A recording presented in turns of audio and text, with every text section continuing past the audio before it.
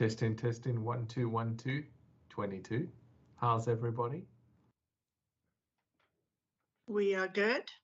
Fantastic. I'm sitting in the dark. I've got load shedding. All right. We are good. Great. We are currently streaming on YouTube and we hope that everybody is ready for the presentation shortly. I'll see you guys soon. Great. We are currently streaming on YouTube and we hope that everybody is ready for the presentation shortly. I'll see you guys soon.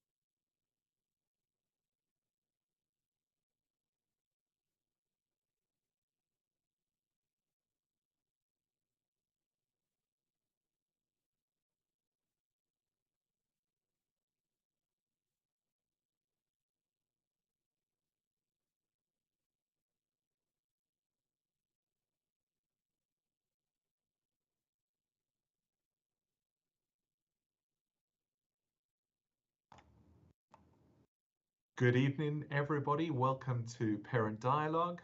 It is now 7 o'clock. We are going to be starting in the next 2 minutes. Thank you.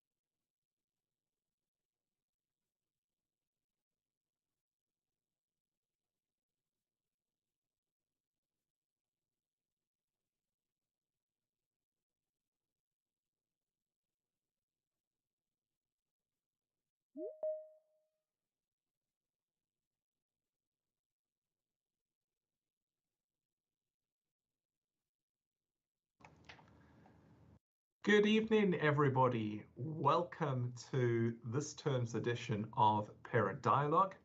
We have got a treat in store today for you. We have got the wonderful Amy DeVette. Amy has been training our teachers on the importance and difference between regulation and co-regulation.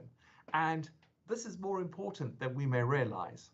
And I look forward to all the examples and the practical advice that Amy is going to be running through this evening. But first, I want to welcome everybody and say it is wonderful to have everybody along this evening. Tonight is special because We've got G at the controls, and we are streaming across multiple platforms, and the quality looks fantastic. I've just popped over to the room next door, and I can see the other stream, and it looks really, really good. So well done, G. I want to welcome Mrs. Mack, our staff, all our parents, and we've got a couple of people joining us from overseas as well, which is fantastic. So across all the platforms, welcome this evening. I'm going to start off with some housekeeping, a couple of things that I would like to mention. Firstly, we've just completed a massive digital overhaul, and the overhaul starts with our domains. That is the www.edu360.education domain. Now, we're going to continue using this domain. However, we are growing it so that we have the .com and the .org suffixes. There is a domain for the school specifically and a domain for the foundation. And these domains will be used going forward. Importantly, please save the newsletter at edu360foundation.org address, and also save the newsletter at edu360school.com domain. If you could save those to your Outlook or to your Gmail, whichever client you use, then this will ensure that nothing is redirected to your junk folder, please. Next, I want to tell you what is happening here, the physicality at school. You may have noticed that there's quite a bit of building work happening to the rear of our F block. And this is the long-awaited expansion of the basement parking plan. We are planning to have a large one-way system, and Edu360 will feed into the large system and have its own entrance dogleg underneath in the basement. By having our own dogleg in the basement, that means that you may enter with other parents from the other school in our complex. Then you will separate into a quiet space with multiple lanes where our students will be able to exit the vehicle safely. They will then walk from the vehicle into the basement entrance and proceed up the stairs into the building and outside into the break area. So we've got all these plans, and it's actually pleasing to see that it is happening. We are doing quite a bit of work with the branding of the building. We're doing quite a bit of work on our website as well, and we look forward to having a new website as quickly as possible. And we look forward to beautifying the new entrance of Edu360, which will happen off 10th Avenue. And that new entrance will hopefully look quite different and quite easy to use. That's the goal. Well, that's it from me for the housekeeping. Jackie and Amy, are you around? Are you ready to join? I am here. I'm just sitting in the dark, so my picture isn't great. So, but if anyone needs to ask me anything or needs my input on anything, I am right here. I'm actually at the moment busy letting people in that are battling to get in. So, yeah. So, Amy, over to you. But before we start, Amy's going to love me for this. Amy, I just want to let you know it's Wednesday today. All right, that's a private joke. Over to you, Amy. Thank you so much, Mr. Barry, and welcome everybody. I'm going to be sharing my screen, so we're just going to give it a moment to share. Can we all see it? Yes, we can. Fantastic. So, as Mr. Barry said, we're looking at co-regulation and this whole idea of what co-regulation is.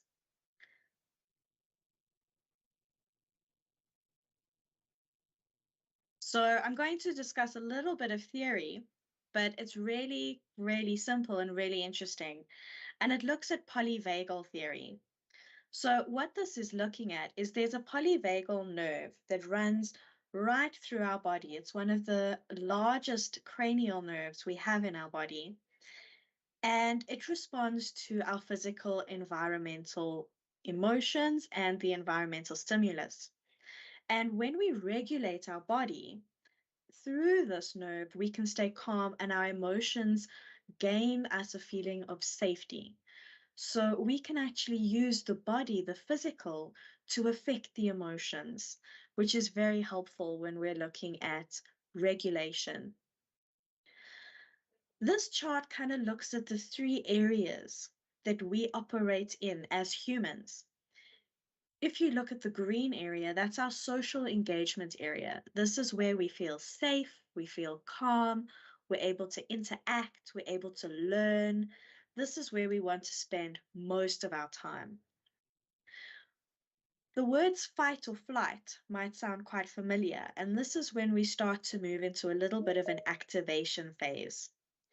When we're in the activation phase, we're getting a little bit nervous, we could get a little bit angry, we could get a little bit excited. It doesn't necessarily mean it's a bad experience. We could be really nervous because we're seeing somebody that we really like, or excited because we are finally going to that concert we've been wanting to go to. But this is where our body starts to get a little bit activated and says, okay, something's going on. I'm not exactly calm.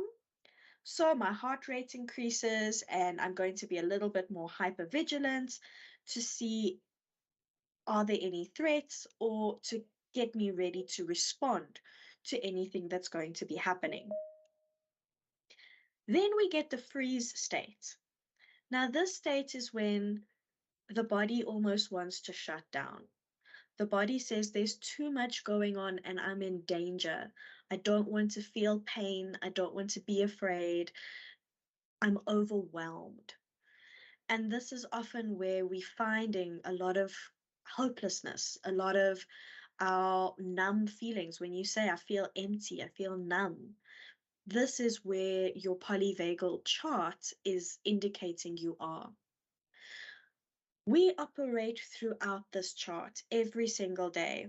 So that black line that you see going, showing a beautiful bell curve, it doesn't always look like that.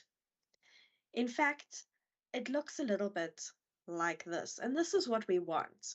We want a small areas of activation into that yellow fight or flight, because we could be experiencing a little bit of traffic and running late. So your heart rate gets up and we're a little bit activated, but when we arrive at work, we're able to settle down again. Maybe somebody gives us a fright. We didn't see where they were, and they step out and say hello, and it's like, oh gosh, hi, didn't see you there. We're activated a little bit, but then we can settle back down into being calm and safe. So that happens very gradually and very gently. That's what we like. That's what we call regulated.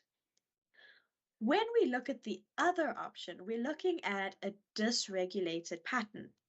Now, this dysregulated pattern crosses all three colors, and it is up and down, getting stuck in the freeze section and really struggling to feel safe and calm. And when we don't feel safe and calm, we're not going to be able to communicate. We're not going to be able to learn. We're not going to be able to connect with another person, especially not logically, because our brain disconnects and we are being driven by the survival need to be safe. So when we are in a dysregulated pattern, we definitely want to return to our social engagement zone. And there are very many ways we can do that. And this is kind of what tonight's all about, to look at how can we work with our polyvagal system. We can't control it. We can't control everything that happens so that we're always in that green zone. But when something happens that sends us into the yellow or even into the red, how can we bring ourselves back or importantly, bring our children back into that social engagement zone. And that's what I think many of us ask. How do we keep our children regulated? Because they're going to be going through things that sends them into the yellow and the red multiple times a day. We can't keep them in a bubble. So what skills can we learn as parents and as teachers? And what skills can they learn as individuals to help keep them regulated? And one of the key skills that we are all going to learn together is that it takes co-regulation.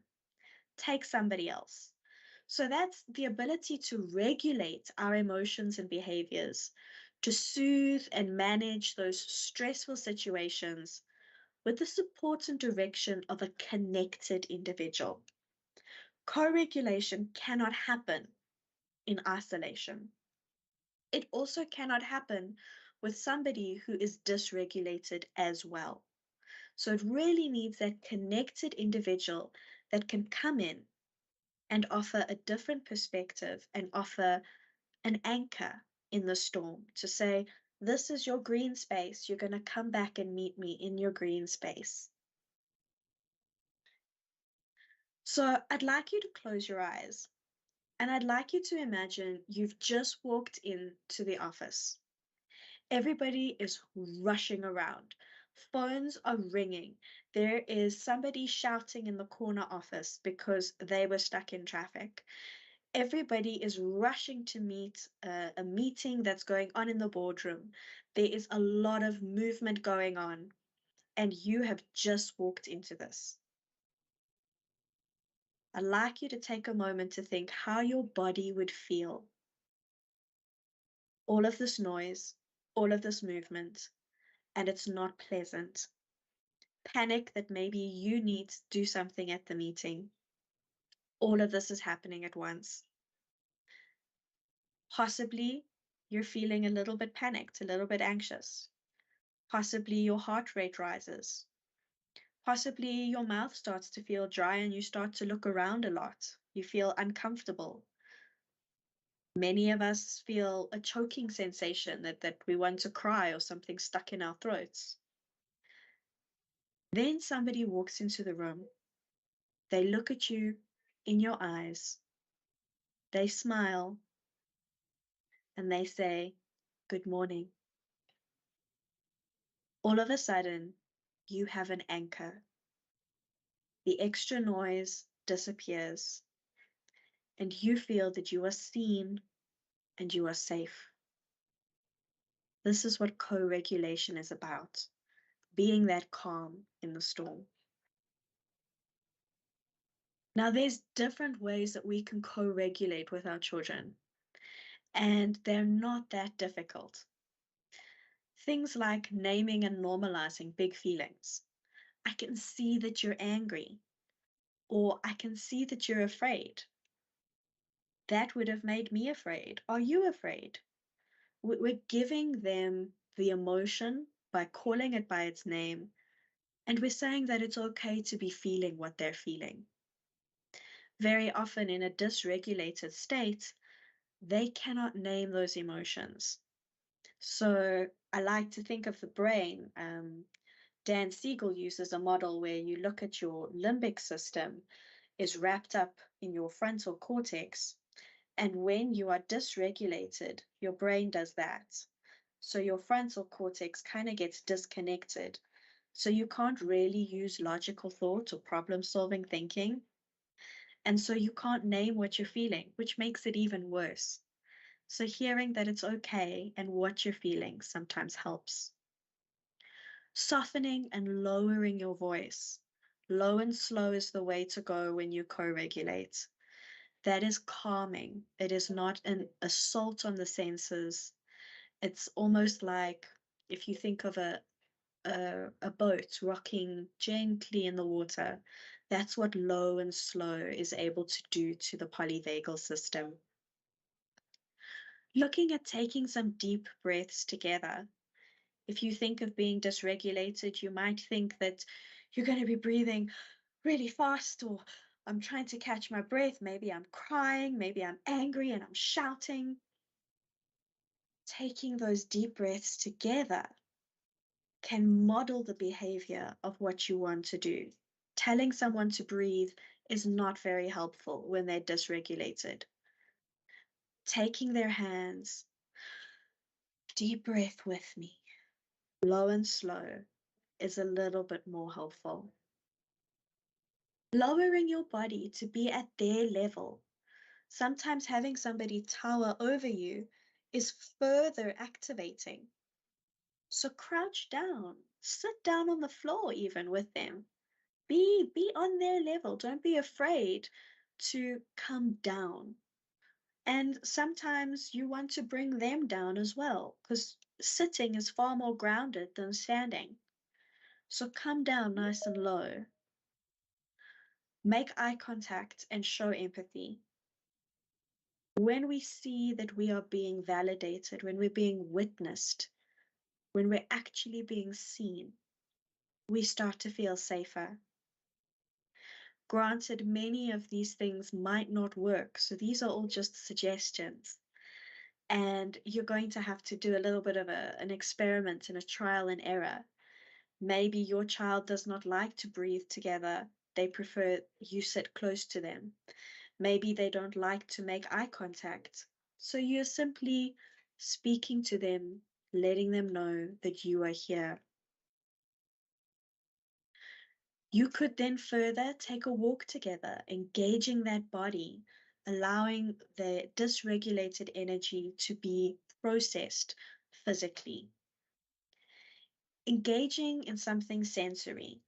We are sensory creatures, and having something soft to feel, something comforting to smell, looking around, what can I see around me, helps me ground in the moment. When I'm grounded in the moment, I'm safe. When I'm not grounded, then what's to keep me from floating away? And that's really scary. So allowing the senses to be engaged in the environment is something that's going to allow us to move back into that green area. So find a calm corner. At school, we have many multisensory rooms. This is where we've got little hammocks, we've got some sand, we've got lights that can go on, they can go off, they can go to a dim setting. So maybe find a calm corner at home. Listen, you're feeling a little bit dysregulated. I can see that you're upset. Would you like to go to the calm corner? Maybe put some headphones on, listen to music if that's something that regulates your child. But having a space that they know is a safe space for them to go to when they're feeling unsafe. Remaining present. Co-regulation is all about that connected individual. When we don't feel alone, we are far more likely to be pulled back into that green area. When we are activated and we feel alone, that's very scary.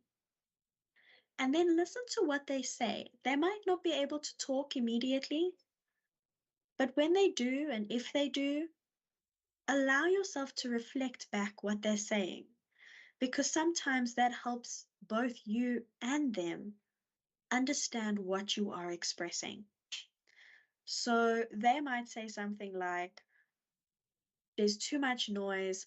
I can't hear what's going on inside my head. And your reflection is just, I can hear that you're battling to hear your own thoughts. Am I understanding you? And then they can either say, yes, I can't hear my thoughts. There's too much going on. Or no, it's just too noisy outside. And then we're starting to understand how can we then further regulate our children. So this is just a nice little picture, kind of looking at lowering that body position, lowering your voice, allowing a soft facial expression, that deep breathing, doing some heavy work together, walking outside. Deep pressure is great. Again, it doesn't work with everybody, so be very attuned to your child. If they don't like touch, then touch is not going to be good. But if they do, sometimes a nice hug, that works wonders. Look at your sensory activities, things like aroma dough, things like um, the squishy fidgets, things like a soft blanket or a soft weighted toy. These are all possible sensory things that can help regulate. Get some movement going on, dim the lights. Sometimes even just not talking, but just being present is enough. Remember, when we're co-regulating, we're not fixing the problem or we're not fixing the trigger. We are just being to bring them back into the green. And I think that's a very big differentiation. Sometimes as parents, we come in and we want to fix. Why are you crying? Let me fix what's made you cry. Sometimes we can't do that. Sometimes we just have to be with the person and say, I'm really sorry that you're crying. I'll sit here with you until you feel better. And then maybe there is a problem you can fix, but maybe there isn't. And you can find a way to move forward because your child is now regulated and back into the green. 5-finger breathing is a really fun exercise, and the staff, I'm sure, are all smiling at the moment because we've done it with them and they use it in class. So some of your children might actually be familiar with it. And I love 5-finger breathing because not only does it engage the breathing and the breath control, but it engages the sensory input. So you take one of your hands and you put it out like this. You take the index finger of your other hand, and as you run up your finger, you breathe in, and as you run down your finger, you breathe out. And you breathe in and out, and in and out, and in and out, and in and out. And if you need more breaths, you can go backwards. And if you need more breaths, you can start on your other hand. It's really engaging both cognitively, sense-wise, and breath-wise. So it's a great technique to help regulate when your child is feeling a little bit anxious. Then we're looking at the idea that that's great, Amy. Co-regulation is fantastic. I'm sort of understanding the concept, but you're telling me that a co-regulation partner has to be in their safe zone. They can't be activated. They need to have a low and slow voice. That actually doesn't always happen. When these meltdowns happen, I panic as well. And this is where co-regulation goes hand in hand with self-regulation. You can't pour from the empty cup, and co-regulating, just as parenting, will take energy away from you. So you need to make sure that you're supporting yourself as well as your child. It's okay to feel tired, despondent, helpless, and overwhelmed at times. It's allowed. I think many of us feel that it's not allowed because you have to be there for your child. You do have to be there, but you can't be there if you're not being gentle and aware of yourself as well. So, supporting yourself and ensuring each day that you are regulating yourself is going to put you in a much better position to be able to regulate with your child when they need it.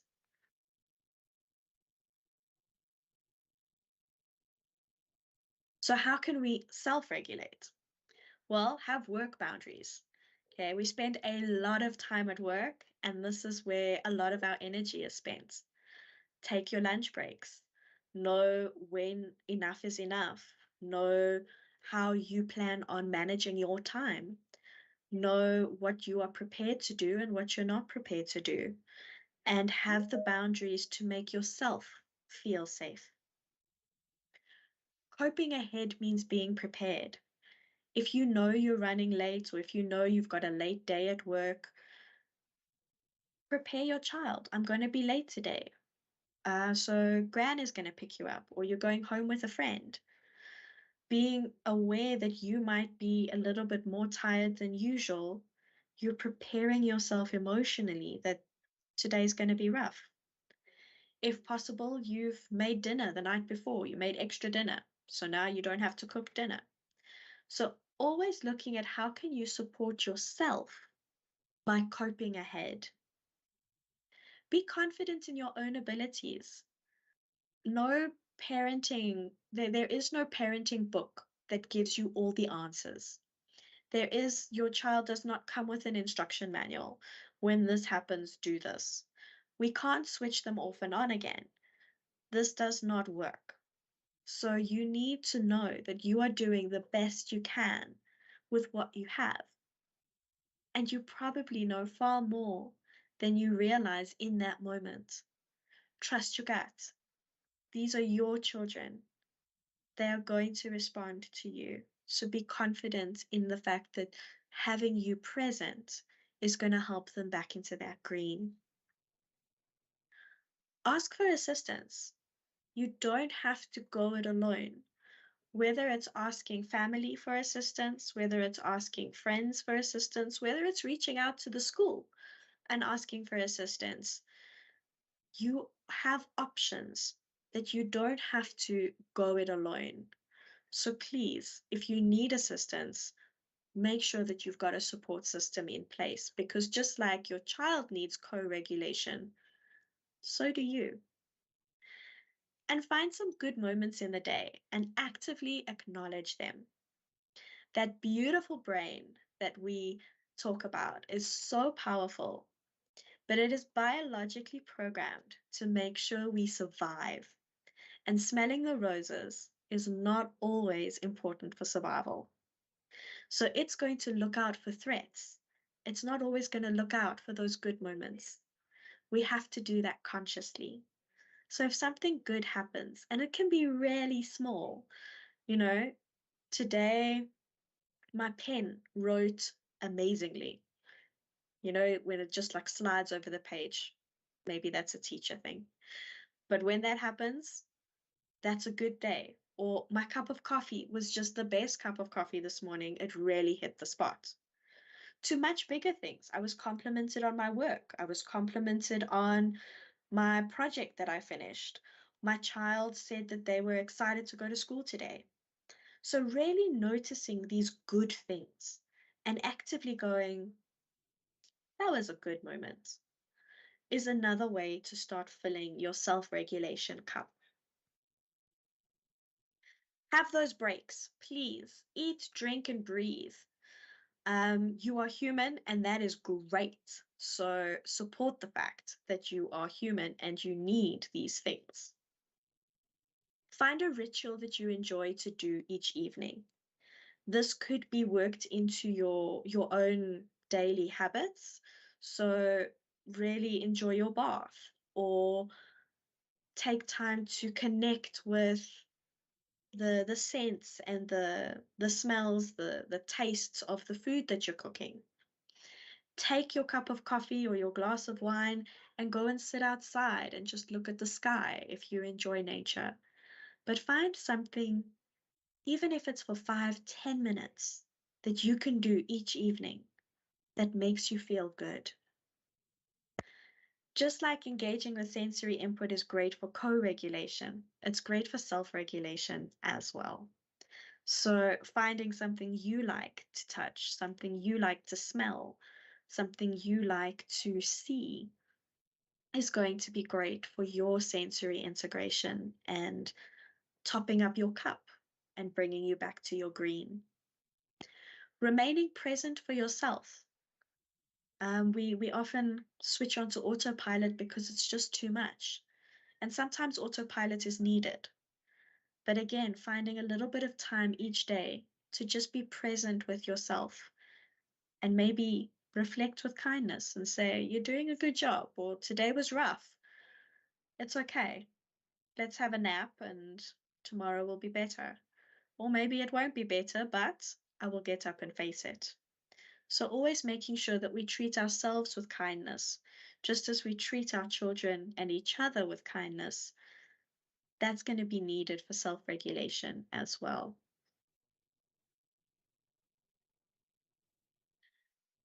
One of the other things that you can do both to self-regulate and co-regulate is a little bit of a vagal nerve reset.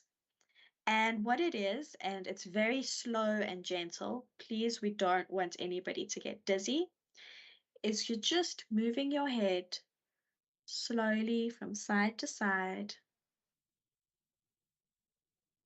and then up and down. And then you're going to want to feel like you're going to yawn. And you're going to yawn. And if you're not going to yawn, you just keep doing it just gently. And that yawn tells you that everything has kind of settled and reset. It sounds weird, I know, but it does make you feel a lot more relaxed. So that's another technique that you can use both for self-regulation at your desks or on the road, and of co-regulation with your child. So I'm going to stop sharing my screen right here if I missed any questions. Do children become more dysregulated than adults? Very often they do, because they have not already found the techniques to be able to regulate themselves. But this doesn't mean that us as adults don't become dysregulated as well. So when we learn how to regulate, we model that behavior. So hopefully then our children who do feel emotions on the extremes, because these are new emotions that they're experiencing, that they are really getting to grips with. What does it mean? What is this thing called anger? What is this thing called excitement? That it's good, but I just, it's too much. And we model those behaviors to regulate. So very often it's more often because they don't have those skills yet. Amy, related to that, do children dysregulate more frequently than adults as well? In my experience, they do. And I think this is a subjective thing as well, because some children don't dysregulate. They kind of find that they are picking up a lot of regulation techniques by simple observation. But definitely what I've seen, and with a lot of the students I've worked with, we see a lot quicker or a lot more. I think your word frequency is right, that this does happen more often because we are grappling with what does it mean. And when I'm overwhelmed by this emotion, I don't know what to do with it. And many of our students don't know what to do with it. So it becomes too much, and it sends them right up into that activation and even possibly into our freeze area, where it becomes too overwhelming and we don't know what to do. So we'd rather shut down or avoid. Thanks, Amy.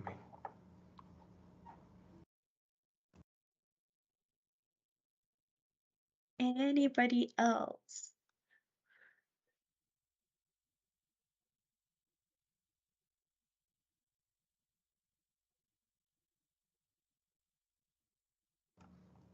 Amy, also wondering about the mood, the setting, the context for regulation and co-regulation. Now, that doesn't just happen anyway, does it? It's got to be set, it's got to be manufactured. We have to find a bit of peace, find the right setting so that we can go for that walk and hold hands with our children. Anything else that you could advise and suggest with the settings, the context? I think having something deliberately set up is great, because it allows you to cope ahead. So having those regulation devices, whether they are the soft toys or the weighted blankets, noise cancelling headphones on hand, a calm corner, a place to go walk, having that in your mind, having that available is important. However, regulation and co-regulation doesn't always happen in the right place. So sometimes we're needing to then just rely on ourselves and what we can manage within the environment that we're in. So being aware of what works for our students and our children is going to be really important, because you never know when you're going to feel dysregulated. While we wait for any more questions, guys, this is your last chance to ask questions to the wonderful Amy. There actually are questions in the chat. I see them. I see them. Okay. Mrs. Mack, before you go through the questions, the last thing I just need to know is, it's just so fascinating. You mentioned that it takes a bit of effort to actually notice the positive. And somehow we always notice the negative immediately. Or when we wake up in the morning, it's a lovely day, but our mind automatically jumps to the things we haven't done or the things we need to do straight away. Where does that come from? And, what can we do to combat that? So that's definitely because we're programmed for survival. So we need to, it's a great day, but we need to get what we are needing to get done, or we need to not be on the back foot because we haven't done something already. So that is kind of programmed into us and imposed into us even further by societal expectations. So it does take a conscious effort to change that and to instill a new habit of being able to say, I'm noticing the positive. Something as simple as before you go to bed each night meant thinking of 3 things that went really well, or 3 things that you're grateful for, and trying to do that for each night for about a month, and see, does that change things? Are you able to start seeing that when they actually happen? Because our brains are wanting to keep us alive. So we need to remind our brains that we don't just want to be alive, we want to be thriving as well. So we've got to do that positive exercise of forcibly focusing and acknowledging the positive, and do it enough so it becomes a ritual. Absolutely. Got it. Over to you, Mrs. Mack. I actually think Amy's got the questions here already. So Yes. do you need my help, Amy, or are you good to go? I'm good to go. Thank you, Ms. Mack.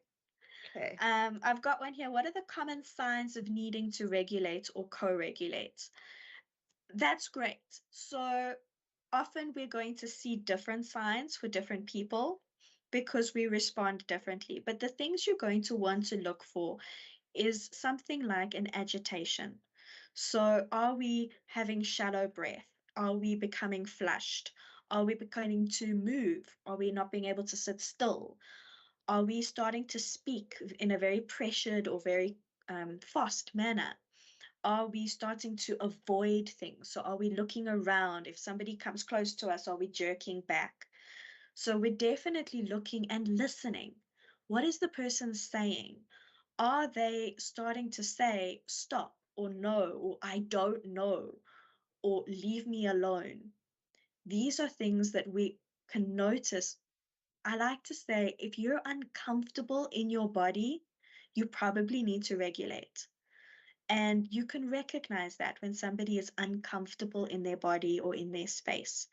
So when you're looking at regulating yourself or co-regulating with your child, can you say, I'm comfortable? Or is my child comfortable? And if not, then regulation probably needs to happen. Then we've got one, where's the line drawn between co-regulation and codependent regulation? And I think that's something that's really important, because it can lead, they can lead onto each other. And that's where we're looking at that modeling behavior. We are not looking at co-regulating for long periods of time. We're not looking at co-regulating for our children. We're looking at modeling with. So we don't breathe for our child, we breathe with our child. And then we ask, can you breathe now? So we're always wanting to leave that co-regulation space with them feeling as if they are empowered, so that they can use those regulation techniques on their own, that they don't necessarily need you to regulate. They are learning how to regulate with somebody else or with themselves, because we don't want them to be codependent at all. We're wanting them to leave the situation going, that was a really bad experience. I didn't enjoy feeling that way. But maybe breathing, or maybe going for a walk, or maybe putting on my music can help me feel better. And then what we can do once they start to learn those strategies is when you notice maybe they're starting to feel uncomfortable before it really goes up into the yellow or red phase, you can pick it up earlier and you can ask them, I'm noticing that you are feeling a bit uncomfortable. Do you need to use one of your regulation techniques? And then we allow them to have the opportunity to say yes or no. Um, so definitely always allowing them to give that empowerment and hold that empowerment back, that it's not within your hands only. I hope that answers that question. Definitely, Sam, healthy relationships where we are closely connected help with those co-regulations, and it allows that line to not become overly dependent. What do you do when dysregulation results in the fight reaction, especially when your child is bigger and stronger than you and is so dysregulated that he won't respond to any of the calm, gentle techniques? Okay, I think that's a really scary situation, because you're wanting to co-regulate with your child, but sometimes what they need is that space. So my suggestion would be to allow them that space to make sure you are safe. We never want to put you in harm's way, and allowing yourself to say that I'm present. So that co-regulation strategy of being present is maybe the one that needs to be used, and said, I'm here, but I'm not coming closer until you can breathe. I'm here to breathe with you. I'm here to support you. What do you need? And sometimes they're going to tell you, I don't know. Sometimes they're going to want to fight back. And it's really allowing yourself to maintain that situation of you are in control. Everybody is safe. The more they fight, the less safe they feel. And if you can create that space of, I'm not engaging, I'm not raising my voice, you are going to be safe. You are going to be with us, but in your own time. And looking at ways that you can do that, offering a physical release. Fight often means that we need a physical release. So offering those type of things. Here is some of those really hard stress balls or resistance cables that they can pull or stand on and pull up with. These are all possible deep deep muscle activation. So squats, things like lunges, things like push-ups, like really what make them out of breath and bring about a little bit of a sweat, is really going to help that fight response, because it's a physical engagement and it's a physical regulation. Fight often needs that pressure and that physical regulation. So exploring with ways that respond to both you, your child, and your environment, to hopefully contain those dysregulation experiences. Something my children enjoyed was the sweets game. What was the sweetest part of your day? I think that's also wonderful, because we're not saying what was the best part. So we're not asking for one example. We're asking the sweetest part and what was another sweet element. So I think that was lovely. Thank you, Shelley.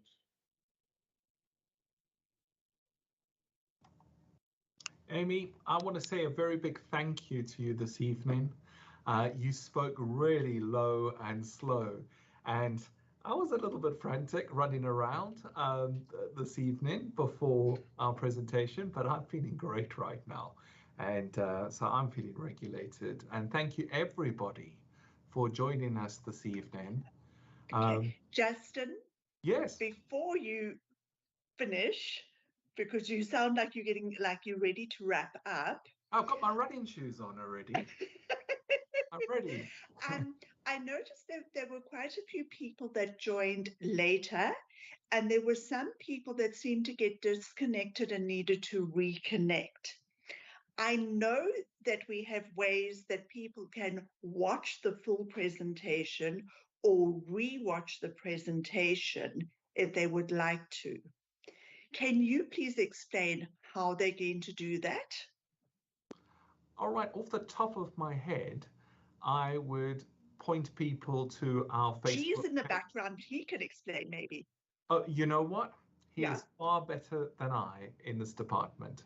G, are you available? He says YouTube, it caught the whole thing. All right, He doesn't fantastic. have a mic at the moment. So Justin, can you explain the YouTube thing? All right, so we've got a channel, the AG360 channel on YouTube. And if you head over there, you'll be able to click on the link and you'll be able to watch the video.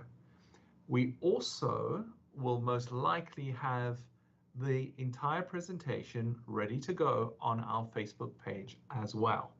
But I tell you what, I'll confirm this with G, because right now I'm imagining he's got no microphone, a sea of cables all over. It'll be a nightmare going down there to try, and probably very dangerous, trying to negotiate with him and find out exactly where this is being streamed and where it's being captured. But I will confirm everything with everybody tomorrow morning, and I'll send out an email with that information just to make sure that everybody knows. Okay. And then G's also written there that he will put the link to our YouTube account on our Facebook page. Clever. Why didn't I think of that? Well, you know, that's why he's the resident wizard. I love his job title. Okay. Teams, Facebook Live, YouTube. Oh, what he's saying here. Great. Okay. Thank you, everybody. So, yeah. Thank you, Amy. That was a wonderful talk.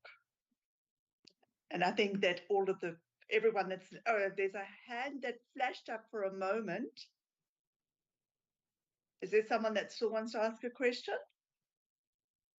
No, I think they were saying goodbye. G was okay. clapping. Okay. Thank you, Amy. That was wonderful. All right. Have a good night, everybody. We'll see you next term for our next parent dialogue. Ciao, ciao.